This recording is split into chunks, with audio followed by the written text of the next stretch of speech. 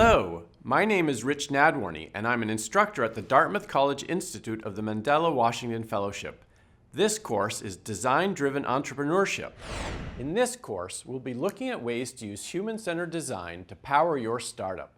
There are illustrations that accompany this lesson that you can review at yali.state.gov/courses. Design, it turns out, gives you clear competitive advantages for your business. It's a process you can apply to everything you do in your startup. Human-centered design is the discipline of solving problems in the service of people. Every part of your new business should solve some problem for someone: your product, your customer service, and your business systems. Think about this. According to some studies, design-driven businesses financially outperform other business. When we say design, we don't mean graphic design. We mean design as a process for solving big challenges. It's a discipline that takes lots of work. There are a lot of techniques you can use.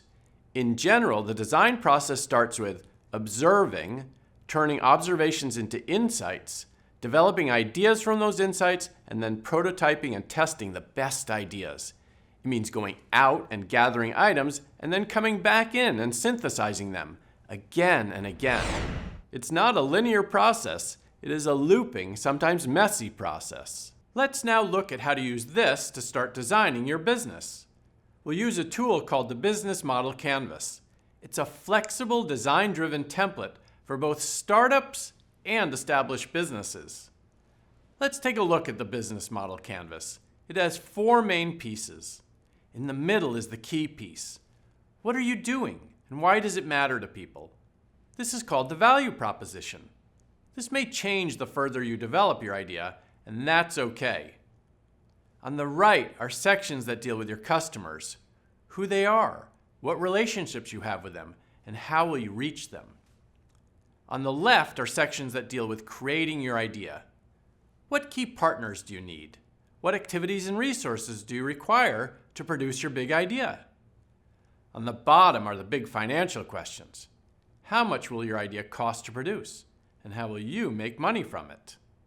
We'll start in the middle of the canvas. The first big question for you is, what's your big idea? What problem are you solving that no one else has? How will you solve that problem in a way that delights the people you're designing for? A lot of great ideas have failed miserably because they didn't resonate with the people they were designed for.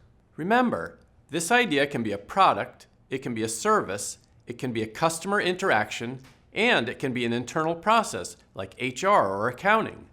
But to make sure you're filling a true need and that you understand who you're designing for, you'll need to spend time with your customers or target audience. Here's the best part. Anyone can do this. You just need to spend time watching and listening to people. Here are a few ways you can do this. You can observe people. If you were designing a better way of biking in cities, you could watch cyclists in action. You could do a contextual inquiry. Ask people to perform a certain task and ask them questions along the way. This is what we do when we test websites, for example. Perhaps the best way is to interview people. Have a conversation and ask them a lot of open-ended questions. Use follow-up questions like, why? In order to get at true emotional drivers. Here's your task before the next lesson. Use one of these observational techniques to understand your target customer. Try to understand what really matters to them and what they're trying to do. You'll use this information in the next lesson in order to develop your value proposition and minimum viable product, both of which we'll talk more about in the next lesson.